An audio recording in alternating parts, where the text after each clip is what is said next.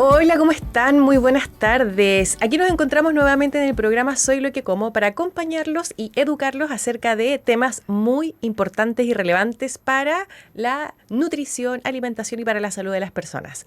Hoy día nos acompaña Víctor Sepúlveda. Él es nutricionista. Es docente también de la Universidad Santo Tomás, pero en Santiago. Y hoy día nos trae un tema muy relevante acerca de la adicción a los alimentos. ¿Será correcto hablar de adicción a los alimentos? ¿Por qué genera tanta controversia eso?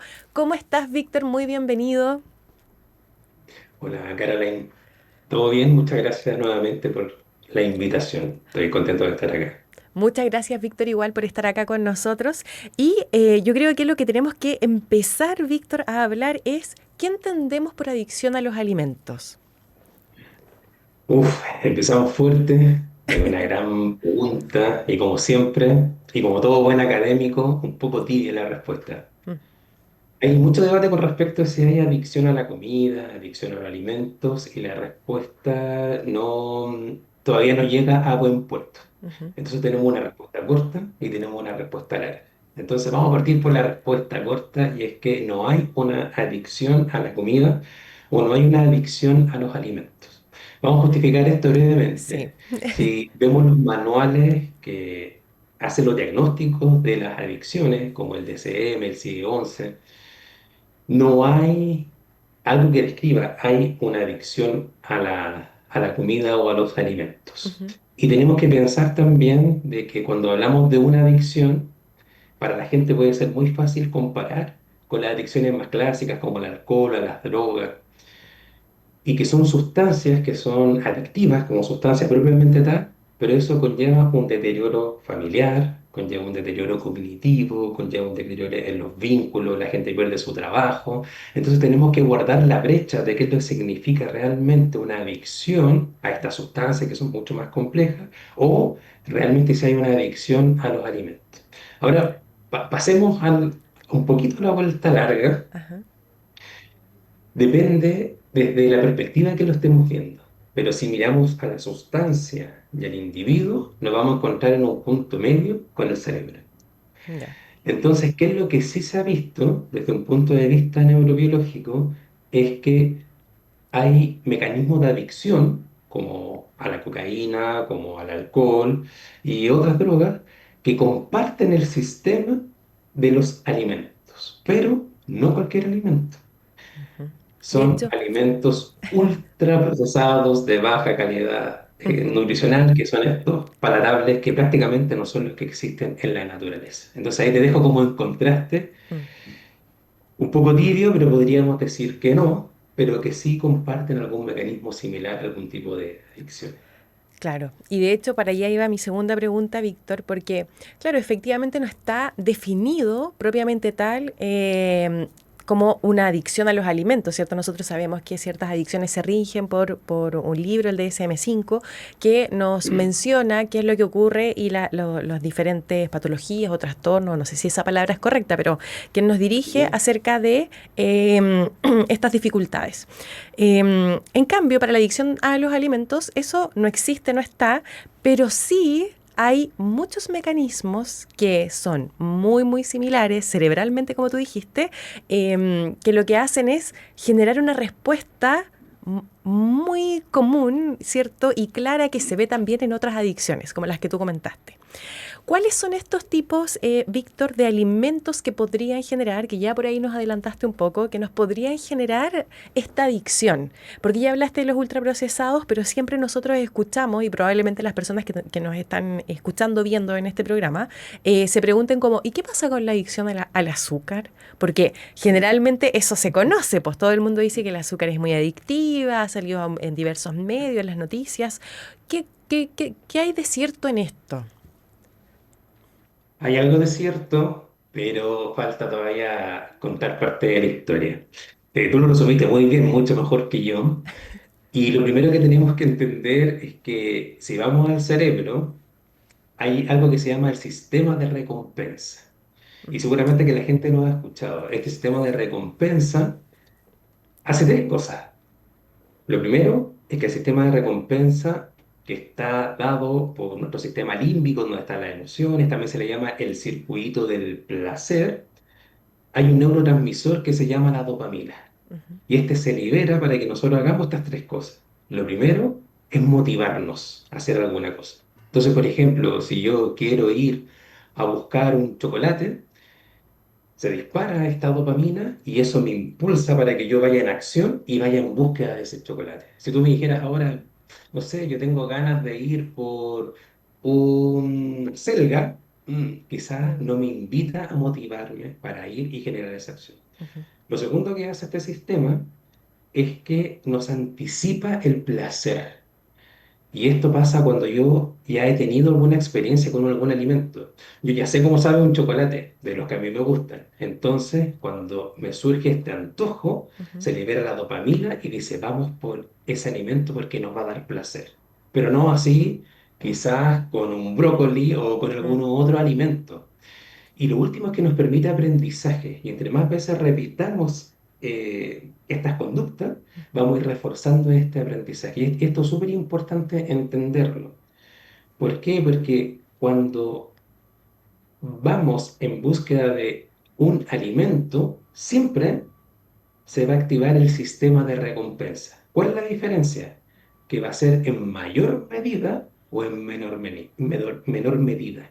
ya, Si yo voy por el azúcar, si voy por el chocolate, ujú, entonces ya se ha reforzado mucho que ese va a ser un placer mayor a que si voy por una lechuga.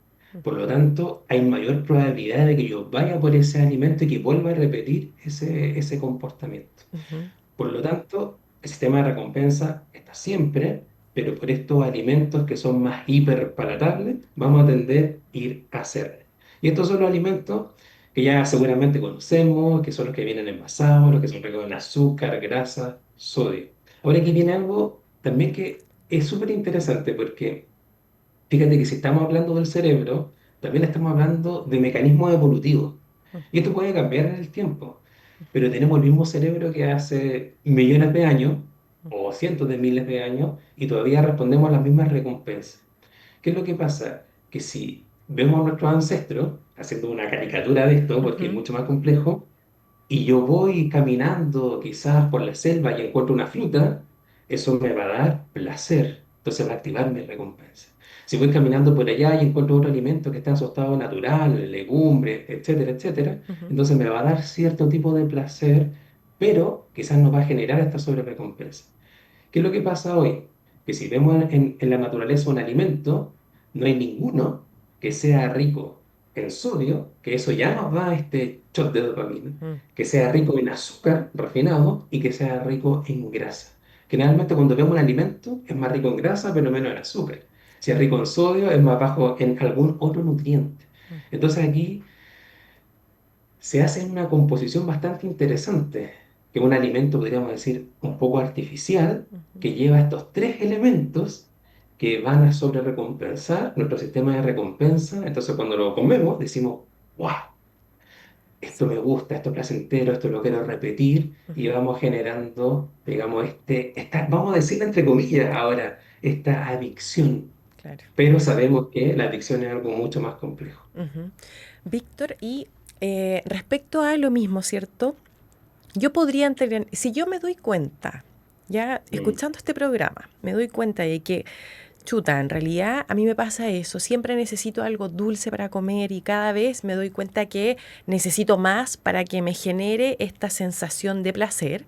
Puedo entrenar a mi cerebro para, eh, para que me bueno. disminuya esa mal llamada adicción, empezar a disminuir, por ejemplo, y para que me genere esta sensación de placer el comer una fruta dulce, por ejemplo. Sí. Sí, fíjate que aquí está la clave. Yo creo que aquí va a ser un aporte que la gente vaya a escuchar el capítulo previo, donde estuvimos hablando de alimentación emocional. Ujú, Porque hay una distinción, así que la gente que nos está escuchando ahora ujú, termina este capítulo y va a escuchar el capítulo de alimentación emocional que tuvimos hace un par de semanas. ujú, Y se puede entrenar, pero necesitamos entender una gran distinción. cuando nosotros hablamos le vamos a decir entre comillas ahora, adicción Ujú, a la comida, tenemos que saber que hay un alimento que tiene sustancias que son entre comillas adictivas.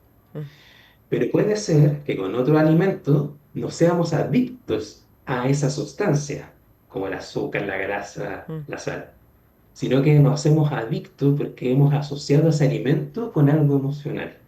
Entonces, eso lo tenemos que diferenciar. ya. Si fuera por el lado emocional, tenemos que hacer otras cosas. Y por eso vayan al capítulo anterior. Pero si fuera por esta adicción al alimento, porque es hiperpalatable, procesado y con todas estas características, entonces sí podemos hacer algo. Ya. Fíjate bien que cada vez que se libera esta dopamina, Ujú, que entre más dopamina podríamos decir más adicción, si lo vemos con el alcohol, es una curva muy alta. Si lo vemos con alguna droga, también. Si lo vemos con una manzana, también va a pasar, pero es más bajita esta curva. Pero si lo vemos con los alimentos hiperpalatables, ultraprocesados, va a ser un poco mayor. mm, Las bebidas cola, digamos el azúcar, etcétera, van a ser siempre esto.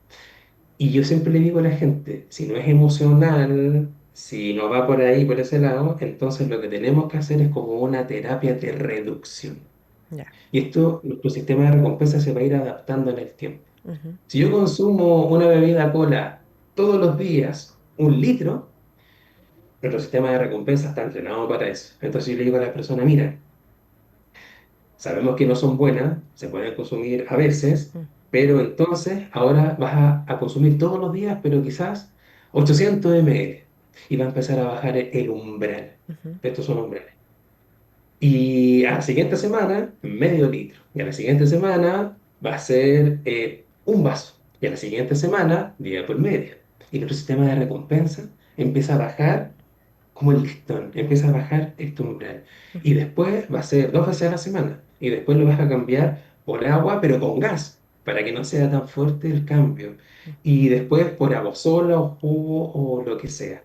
¿Qué es lo que pasa? Si estamos habituados a eso y pasamos de una bebida cola inmediatamente a agua, entonces nuestro sistema de recompensa nos va a reclamar. Quiero placer, quiero ir por el dulce, quiero ir por esto, y si bien no vamos a tener un síntoma de abstinencia, va a ser muy difícil cambiar el hábito. ya. Qué interesante, Víctor, lo que nos mencionas, porque, y de hecho, qué bueno que hiciste la relación con el capítulo anterior, porque efectivamente cuando nosotros pensamos en, chuta, quiero comer un chocolate, en realidad eso no tiene nada de malo. Lo que sí Así hay que es. tener cuidado es qué ocurre cuando yo todos los días necesito ese estímulo para sentir esto, ¿cierto? Víctor, y en relación a eso, ¿todas las personas pueden presentar o tienen el riesgo de desarrollar este tipo de relación con la comida? Al ser un ser humano, al tener un cerebro, entonces siempre va a haber una probabilidad. Ujú, Pero fíjate que lógicamente hay gente que está más predispuesta que otra y aquí hay ya factores genéticos, pero también hay factores ambientales y también de cómo nos regulamos frente a los alimentos. ¿Por qué? Porque hay gente que si consume un alimento de estas características, vamos a decir un alimento adictivo, puede ser que si tiene una menor regulación de su función ejecutiva, de sus emociones, hay gente que puede tender a eso, hay gente que no, que se regula de una mejor manera. ujú, Te lo coloco en un polo para que la gente también lo pueda entender. Colocamos a la gente como en un semáforo frente a las adicciones. Vamos a ujú, decir una persona en color verde es una persona que tiene buena relación con la comida, que se puede regular bien, que tiene un consumo donde puede sentir bien su cuerpo, ujú, etcétera. El color amarillo es gente que ya tiene algún tipo de pensamiento o conducta de riesgo, quizás que pierde un poco el control, que no se puede controlar, que tiene pensamiento intrusivo frente a la comida, etcétera. ujú, Y el color rojo, ya tenemos a la gente que tiene derechamente un trastorno en la conducta alimentaria. Y aquí hay un símil con el trastorno por atracón, que podríamos conversar en otro capítulo de ujú, eso, de los trastornos alimentarios, y esta gente ya tiene una patología del comportamiento, ujú. porque pierde el control, porque siente culpa, porque tiene pensamientos intrusivos. Entonces, el comportarse frente a la comida es un espectro. Yo le digo a la gente, Hay gente que está en un color verde, amarillo verdoso, amarillo, amarillo más intenso, Ujú, naranjo, etcétera, etcétera. Entonces, ¿qué es lo que pasa? Que si vemos en este polo, la ujú, gente no se tiene que asustar, porque puede ser que estemos frente a algo de este espectro. ujú, Ahora, podríamos decir que la gente que está con un trastorno de atracón, ujú, y por lo tanto eso es un diagnóstico, va a necesitar ayuda y hay gente que está más predispuesta y lógicamente, como decimos en un buen chileno, a esa gente se la paga la tele. ujú, Está comiendo un chocolate, está comiendo cualquier cosa y no se da cuenta y despierta cuando hay una señal extrema. ujú, Pero si tenemos en el caso, digamos, más habitual, que es el común de la gente, que tiene la comida, le da un antojo y lo que conversábamos en la sesión anterior, podemos aprender a disfrutar el alimento, a ujú. combinar con otros alimentos y eso también, digamos, como que lo podemos entrenar para que sea de una manera más sana. Ujú. Víctor, entonces podríamos decir que uno de los riesgos en que si yo tengo, por ejemplo, el consumo de estos alimentos ultraprocesados, altamente palatables, cada vez voy a ir necesitando más para generar este estímulo y para que me genere esta sensación de placer cerebral, ¿cierto? Eso Em, es. Podría pasar si yo soy de una persona, por ejemplo, que está en el semáforo en verde, pero ¿Mm? después transito hacia el amarillo. ¿Puedo tener un riesgo mayor de desarrollar, por ejemplo, pasar al lado rojo y de desarrollar, perdón, una conducta o un trastorno de la conducta alimentaria, por ejemplo, un trastorno por atracón, si es que yo repetitivamente voy consumiendo estos alimentos? Sí, buena pregunta también. Y esto lo preguntan mucho. Y para tranquilizar a la gente, para que se dé un trastorno de la conducta alimentaria Ujú, de estas características, es múltiples factores que tienen que confluir para que esto ocurra. Esto puede ser la gota que va a rebalsar el vaso. Puede ser un factor más que puede influir, pero no va a ser el único factor en su totalidad que va a hacer que pases derechamente a un color amarillo ujú, o que de color amarillo después pases al color rojo. Entonces, fíjate que cuando hablamos del cerebro, el cerebro es un órgano del aprendizaje.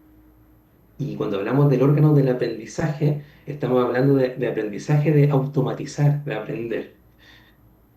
Y cuando este cerebro se expone muchas veces a ciertas cosas, después se le hace un hábito, como bien tú lo dijiste. ujú, Entonces, entre más vamos a consumir este tipo de alimentos, más fácil es que se vuelva un hábito.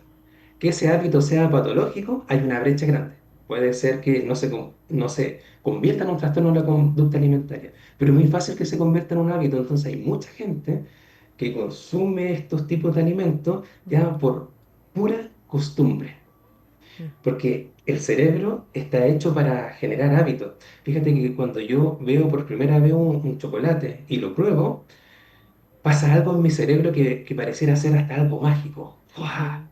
ujú. Que nuestro cerebro dice, ¿qué es esto? Esto es rico, esto me gusta, esto es nuevo, le gusta mucho la La sorpresa. sensación La de segunda vez, placer. y fíjate, claro, Mm, la segunda vez ya no es tanto el mismo chocolate y después vamos comiendo el chocolate de manera automática. Nuestro mm, cerebro es un buscador de placer porque eso es lo que le gusta. Ahora, cuando tiene esta sensación de sorpresa de algo nuevo, el cerebro gasta mucha energía. Y el cerebro es el órgano que gasta más energía. El 20% de nuestro cuerpo de la energía la gasta el cerebro. Y no podemos andar gastando energía, derrochando energía. Por lo tanto, ¿qué es lo que hace el cerebro? El cerebro dice, yo voy a automatizar esto. Estamos haciendo una caricatura para ajá, que no gaste tanta energía, porque Víctor, imagínate, tanta sorpresa, tanta cosa, si nos estuviéramos sorprendiendo constantemente, ujú, gastamos tanta energía que en verdad no es compatible con la vida. Entonces, prácticamente, entre más consumimos estos alimentos, más ujú, fácil se convierten en un hábito y salir de un hábito es tremendamente complejo. Ese es el desafío. Y ujú. si lo hacemos desde la primera infancia, vamos a estar reforzando cada vez más, por lo tanto va a ser mucho más difícil cambiarlo en la adultez. Claro. Wow, tremendo, tremendo tema, Víctor. Me queda una última pregunta, porque de verdad este programa ha pasado volando. Y la última pregunta que te quiero hacer, Víctor, es, desde la mirada de la salud pública, ¿qué Sí. estrategias podrían ayudar a prevenir estas conductas? Buenísimo, buenísimo. Yo creo que tú también podrías ayudar y contribuir con esto. Yo sé que tú también sabes mucho al respecto. Eh, y nosotros hablamos de que tenemos que prevenir. Y aquí hay un matiz súper importante y estamos como en una cuerda floja, porque si nos vamos a un lado, podemos propiciar trastornos de la conducta alimentaria, Mm, pero si nos vamos para el otro, quizás nos vamos a ir a las enfermedades crónicas no transmisibles. mm, Lo explico en simple. Si empezamos, lo primero que podemos pensar es que tenemos que prohibir esos alimentos para que nos den esta adicción. mm, Nos vamos a prohibir el azúcar, los alimentos hiperpalatables, que el sodio, que la grasa, que etcétera, etcétera. mm. Pero el hecho de prohibir, entonces, va a invitar a la gente a que tenga un A pensamiento consumir más. rígido. Quizás va a tener temas con su forma de ver el alimento, que es un alimento malo. Mm, Pero si lo dejamos libremente, entonces va a pasar lo que está pasando ahora en este momento. mm, Para mí, el camino del medio es que tienen que estar estos alimentos porque la gente tiene que aprender a convivir. Lógicamente que va a tener que haber regulación por la ley y todo eso, para mí está perfecto, ujú, pero es mejor que esté el alimento y enseñar a la gente a comer con conciencia, que tenga un mejor vínculo con el alimento. Ya sabemos cuáles son los mejores alimentos ujú, o los potencialmente saludables, ya sabemos cuánto es la frecuencia, cuánto es la cantidad, y yo creo que tenemos que avanzar en salud pública a ver cómo nos vinculamos con ese alimento. mm, Lo conversábamos la otra vez, que hay una historia con el alimento, que tenemos que tener, necesitamos tener placer con el alimento, a sentir nuestro cuerpo, nuestras señales. Entonces yo creo que si damos ese paso, podríamos tener estos alimentos enfrente, pero tener la capacidad interna. Podríamos decir, que no me gusta mucho la palabra, pero el autocontrol, la autoconciencia, de que, no es, de que nuestro self, yo lo digo así, ujú. pueda decidir con conciencia cuándo lo come, en qué momento lo come y que no pierda el control frente a ese tipo de alimentos. Claro. De hecho, muchas veces yo he escuchado, Víctor, con los niños, por ejemplo, cuando los papás son y tienen la posibilidad de hacerlo, ¿cierto? Que hasta los 2 años no consuman ni sal ni azúcar. Después, en esta primera infancia, 3, 4 años, tampoco consumen, por ejemplo, estos alimentos ultraprocesados. Cuando ya son más grandes, primero, segundo básico, empiezan a ir a, por ejemplo, los cumpleaños de los compañeros, los mismos papás comentan de que mi hijo no come, puede comer una papa frita, puede comer un par de ramitas, puede tomar un poco de bebida, pero no le gusta, no es algo que genere en ese niño como el querer consumirlo. Entonces eso me hace mucha relación con lo que tú nos estás comentando ahora, que efectivamente si yo no lo aprendo, si mi hijo no lo aprende, probablemente yo tenga una mejor relación con eso. No es que lo prohíba, sino que simplemente voy a tener la capacidad, y ese niño tiene la capacidad de decidir de que esto no me gusta, lo puedo probar un poco, pero en realidad no es algo que sea prioridad de mi alimentación. Versus otros niños, ¿cierto? Que también vemos esta problemática nacional que tenemos acerca del exceso de peso y la obesidad infantil, de niños que tienen que consumir día a día y sienten esa necesidad de o comer una papa frita o comer algo o alguna gaseosa, por ejemplo, o una bebida, que tiene que estar presente porque si no hay una desregulación emocional brutal. Estos niños son los que generan, por ejemplo, pueden golpear a los papás o sienten mucha rabia. Entonces me hace mucho sentido lo que tú nos estás comentando acerca de esto y lo fundamental que tenemos, como la responsabilidad que tenemos acerca de educar sobre esto y obviamente la relación que vamos a manejar con la comida. Realmente, de hecho, fíjate que en esto de los primeros 1000 días, que hasta los 2 años, Ujú, lo ideal es retrasar lo mayor posible, porque entre más temprano lo tenga, nuestro cerebro se está moldeando, sobre todo en la primera infancia. Entonces vamos a crear las rutas neuronales y le vamos a dejar muy fácil al alimento, a este tipo de alimento, vamos a ujú, decir, adictivo. claro. Ahora va a llegar un momento en que los niños conviven con otros niños y van a aparecer estos alimentos, entonces no los podemos prohibir Mm, eternamente. Pero sí, cuando llegue ese momento, no van a estar con el hábito tan reforzado. Lo decíamos antes, entre más expuesto estén, entre más veces lo repita, el cerebro dice entonces, esto es lo que yo tengo que hacer, así que lo convierto en un hábito y yo lo voy a repetir.